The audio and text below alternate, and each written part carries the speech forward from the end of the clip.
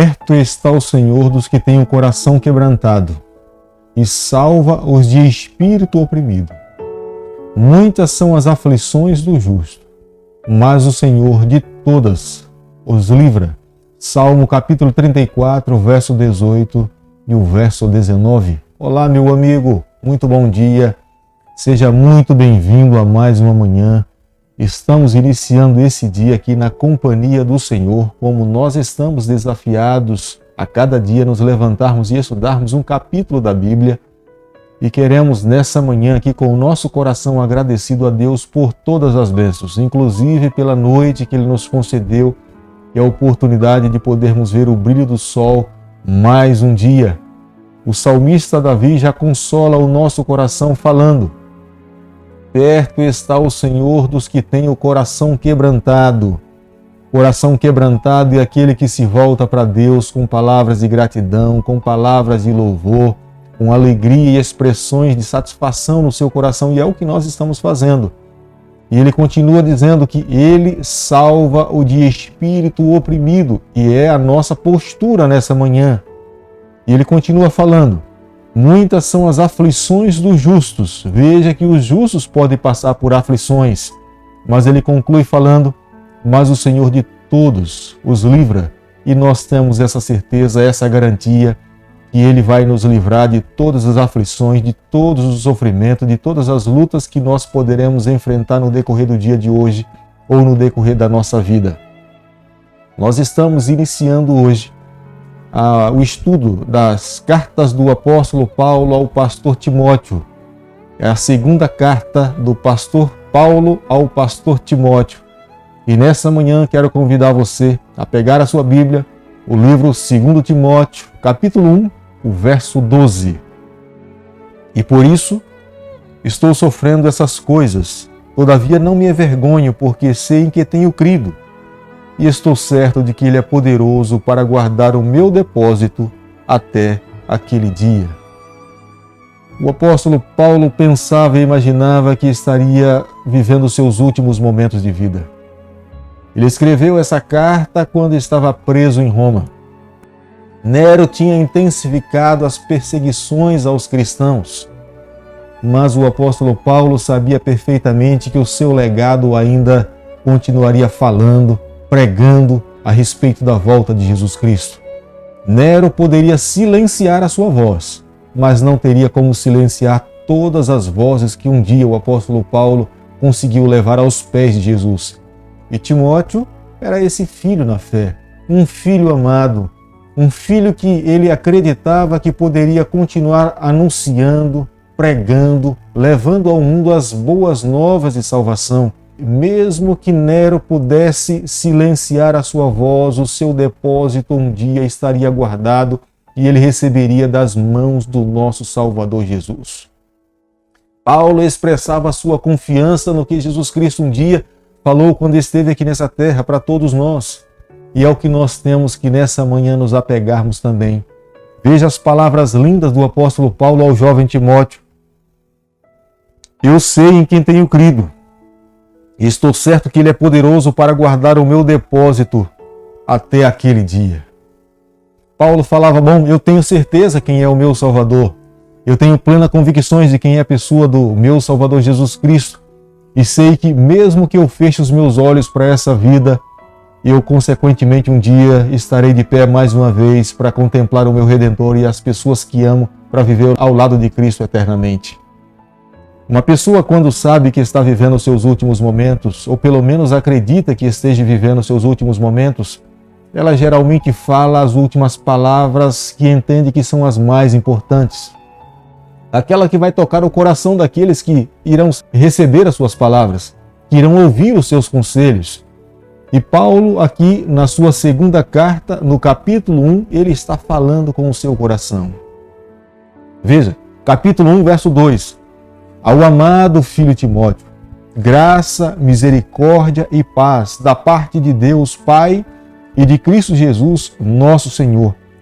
Ele chama Timóteo de um filho amado. Era um filho especial. Ele sabia perfeitamente que Timóteo não tinha recebido educação na escola dos profetas.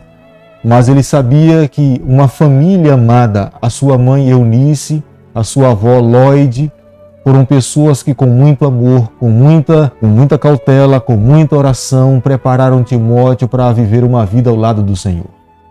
Paulo aproveitou essa educação que ele sabia que tinha recebido de uma família que estava ligada à pessoa de Jesus Cristo e direcionou a vida daquele jovem a ser um futuro pastor, um ministro do Evangelho, um homem que teria muito mais influência na vida de outras pessoas se ele seguisse o seu ministério, o mundo, pregando, anunciando as boas novas de salvação.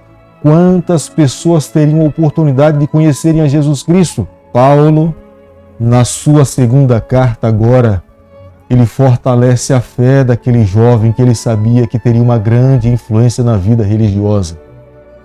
Capítulo 1, verso 6. Por essa razão, pois, te admoesto que reavives o dom que há em ti pela imposição de mãos. Paulo estava dizendo para Timóteo, olha Timóteo, você não pode perder aquele primeiro amor que você teve para com a pessoa de Jesus Cristo. Aquele amor inicial que você abraçou a Jesus Cristo. Creio que o apóstolo Paulo, um dia conversando com Timóteo, Timóteo se voltou para Paulo e falou, quanto amo a Jesus, como quero pregar o Evangelho, como quero renunciar ao meu eu, como quero viver uma vida abdicada ao serviço do Senhor. E Paulo estava aqui nesse momento agora relembrando a Timóteo, olha Timóteo, você não pode se esquecer daquele momento. Você precisa cada dia reviver esse dom da imposição que há sobre a tua vida. Paulo estava dizendo, olha, não permita que no meio da tua caminhada, do teu ministério, você perca o amor, você perca o entusiasmo, você perca a alegria, você perca a satisfação de estar servindo a Jesus Cristo. Que não seja o sofrimento desse mundo que tire de você o prazer de ser um verdadeiro pastor que ame as ovelhas e que, acima de tudo, também ame a pessoa de Jesus Cristo. Veja, muitas vezes na nossa caminhada o sofrimento tem nos tirado esse prazer. E Paulo apresentava a Timóteo como sendo uma alegria em poder sofrer por Cristo. Hoje em dia, quantas pessoas não querem ser discípulos de Jesus com medo do sofrimento, com medo das lutas que terão que enfrentar? Mas Paulo, quando aconselha o jovem Timóteo, ele está dizendo, olha, tenha prazer. Não é que você deva ser um jovem masoquista, mas ao você ter a oportunidade de sofrer o sofrimento que Jesus Cristo esteve nessa terra, nós somos coparticipantes do sofrimento pela pessoa do nosso Salvador Jesus. Irmãos, nessa manhã, quando nós olhamos as palavras do apóstolo Paulo ao jovem Timóteo, reavives, como está aqui no verso 6, por essa razão, pois te admoesto que reavives o dom em ti. Paulo estava dizendo, olha, você precisa cada manhã ter um encontro pessoal com o Senhor. Você não pode permitir que apenas o teu encontro com Cristo tenha acontecido uma única vez, no dia do teu batismo, ou no dia em que de fato você reconheceu que houve uma verdadeira conversão do teu coração. Você precisa cada manhã buscar ao Senhor, abrir o teu coração. Você precisa ter um jovem de oração. Você precisa amar a palavra de Deus. Você precisa buscar em Deus forças para que a cada dia você continue a viver uma vida crescente e santificada no Senhor. Você não pode permitir que os teus dias se tornem enfadonhos, corriqueiros, e você perca a alegria de poder servir a Jesus Cristo.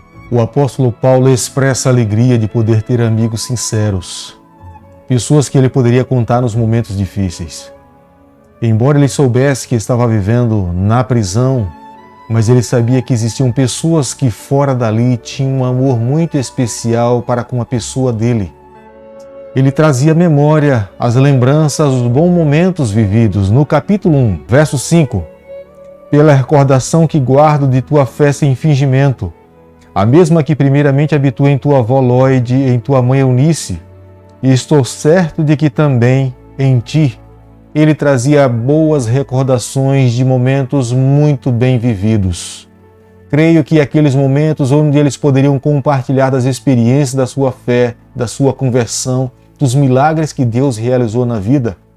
E mesmo estando agora recluso numa prisão, ele se alimentava de bons momentos que tinha vivido. Foram pessoas que lhe auxiliaram espiritualmente e fisicamente também. E ele fala, bom, a sua avó Lloyd, a sua mãe Eunice, e ele fala da sua fé sem fingimento que Timóteo tinha.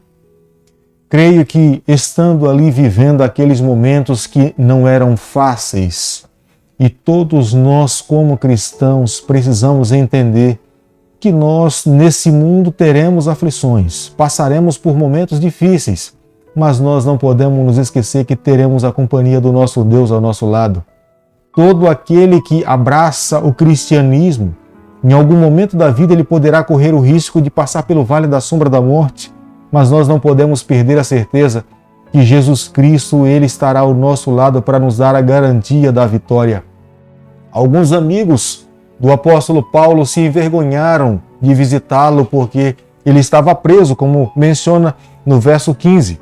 Estavam com vergonhas das algemas que ele estava carregando, mas ele se alegra e pede a Deus misericórdia sobre a casa de Onesíforo, porque muitas vezes lhe visitou na prisão e lhe trouxe alento para os momentos difíceis que ele estava vivendo.